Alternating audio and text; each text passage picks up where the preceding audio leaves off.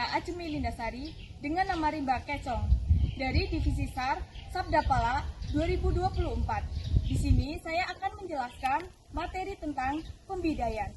Apa sih itu pembidayaan? Pembidayaan adalah suatu tindakan atau upaya yang dilakukan untuk mengistirahatkan suatu tulang yang patah. Tujuan dilakukannya pembidayaan yang pertama, mengurangi pergerakan atau pergeseran pada tulang. Yang kedua, mengurangi terjadinya cedera baru. Yang ketiga, mempercepat penyembuhan. Yang keempat, mengurangi rasa nyeri. Yang kelima, memberi istirahat pada anggota badan. Ada beberapa macam jenis bidai. Yang pertama, bidai traksi. Yang kedua, bidai improvisasi. Yang ketiga, bidai gendong. Dan yang keempat, bidai keras. Berikut penjelasan mengenai macam-macam bidai. Yang pertama, bidai traksi. Bidai traksi adalah bidai dari bentuk jadi dan bervariasi tergantung pada pembuatnya. Umumnya dipakai pada patah tulang paha. Contohnya, bidai traksi tulang paha. Yang kedua, bidai improvisasi. Apa sih itu bidai improvisasi? Bidai improvisasi adalah bidai yang bahannya digunakan cukup kuat dan ringan untuk penopang. Pembuatannya sangat tergantung dari bahan yang tersedia. Contohnya, koran, majalah, karton, dan lain-lain. Yang ketiga, bidai gendongan. Bidai gendongan yaitu bidai yang menggunakan pembalut. Contohnya, seperti mitela segitiga. Contoh dari bidai gendongan yaitu bidai gendongan pada lengan. Yang keempat yaitu bidai keras. Bidai keras umumnya terbuat dari kayu, aluminium, plastik, dan bahan yang keras dan kuat. Pada umumnya, bidai keras yaitu bidai yang sangat sempurna untuk digunakan pada saat kondisi yang gawat darurat. Kesulitannya adalah mendapatkan bahan yang memenuhi syarat di lapangan. Contohnya, bidai udara, bidai kayu, dan bidai kayu. Sekian materi yang dapat saya sampaikan. Semoga bermanfaat bagi kita semua. Kurang lebihnya mohon maaf. Billahi taufiq wal hidayah. Wassalamualaikum warahmatullahi wabarakatuh. Halo semuanya, perkenalkan saya Maharani dengan nama Rimba Romer, perwakilan dari Divisi SAR Sabda Pala tahun 2025. Di sini saya akan menjelaskan mengenai hipotermia. Apa sih hipotermia itu? Hipotermia merupakan kondisi di mana suhu tubuh mengalami penurunan drastis, yaitu di bawah 35 derajat Celcius. Pada umumnya, suhu tubuh normal pada manusia yaitu berkisar antara 36,5 derajat Celcius sampai dengan 37 derajat Celcius. Kondisi ataupun tingkatan dalam hipotermia ini dapat diklasifikasikan menjadi 3. Yang pertama yaitu hipotermia ringan, yang kedua hipotermia sedang, dan yang ketiga hipotermia berat. Yang pertama yaitu hipotermia ringan. Kondisi ini di mana suhu tubuh berada di antara 32 sampai dengan 35 derajat Celcius.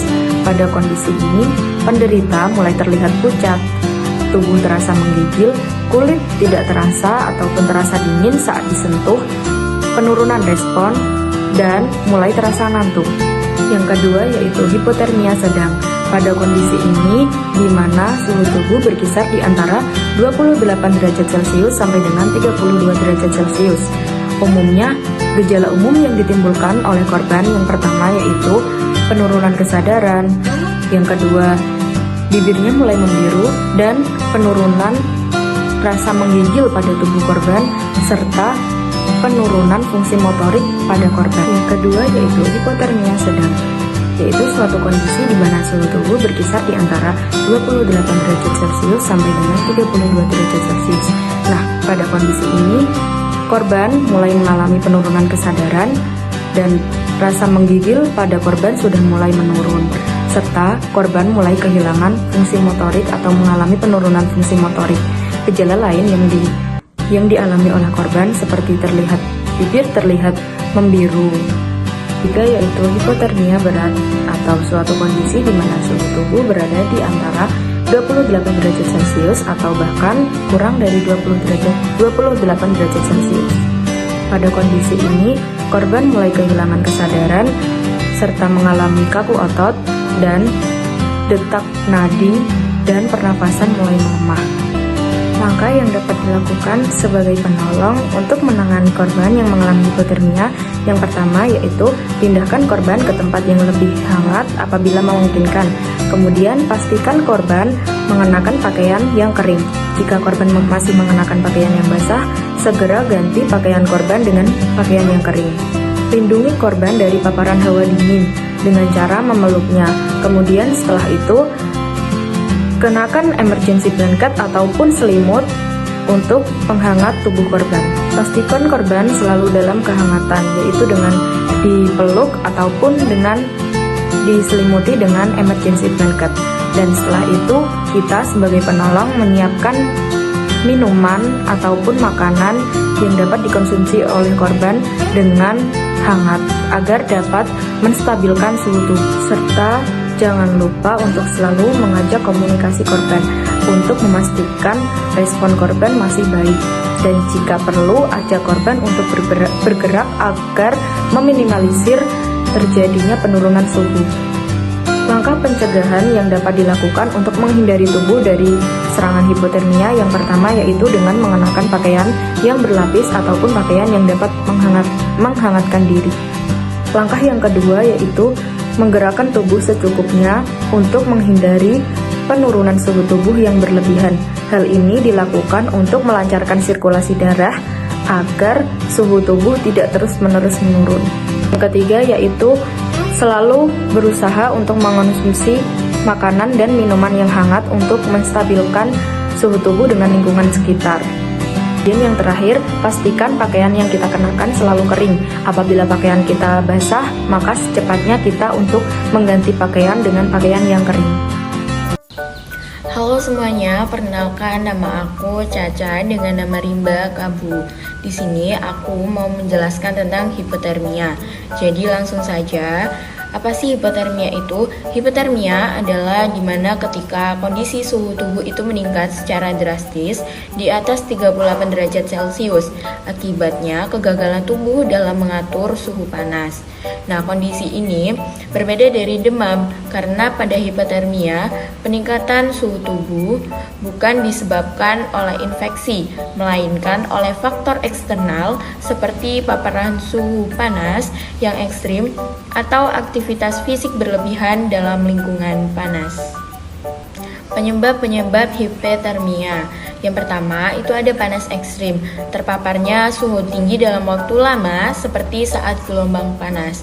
Yang kedua, itu ada dehidrasi atau kurangnya cairan tubuh menghambat kemampuan tubuh untuk berkeringat dan mendinginkan diri. Yang ketiga, itu ada aktivitas fisik berat, olahraga atau kerja berat dalam kondisi panas dapat meningkatkan suhu tubuh secara berlebihan. Yang keempat, itu ada gangguan sistem pengaturan suhu tubuh, misalnya akibat efek samping obat atau kondisi medis tertentu. Apa sih gejala-gejala hipotermia ini? Yang pertama itu ada kulit merah, panas, dan kering karena tubuh berhenti berkeringat. Yang kedua, itu ada pusing atau sakit kepala. Yang ketiga, ada kelelahan dan lemas. Yang keempat, ada mual atau muntah. Yang kelima, kebingungan atau disorientasi. Yang keenam, dalam kasus parah bisa menyebabkan kejang, kehilangan kesadaran, atau heat stroke, serangan panas yang berpotensi fatal. Gimana sih cara mengatasi hipotermia? Yang pertama, pindahkan ke tempat yang lebih sejuk dan teduh. Yang kedua, minum banyak air atau minum elektrolit untuk mencegah dehidrasi. Yang ketiga, melepas pakaian berlebih dan mengenakan pakaian yang ringan dan longgar. Yang keempat, mengompres tubuh dengan air dingin atau mandi dengan air sejuk. Yang kelima, jika kondisi semakin parah, misalnya pingsan atau kejang, segera cari pertolongan medis. Dari penjelasan di atas, hipotermia yang tidak ditangani dengan baik dapat berakibat serius, seperti heat stroke yang dapat menyebabkan kegagalan organ atau bahkan kematian.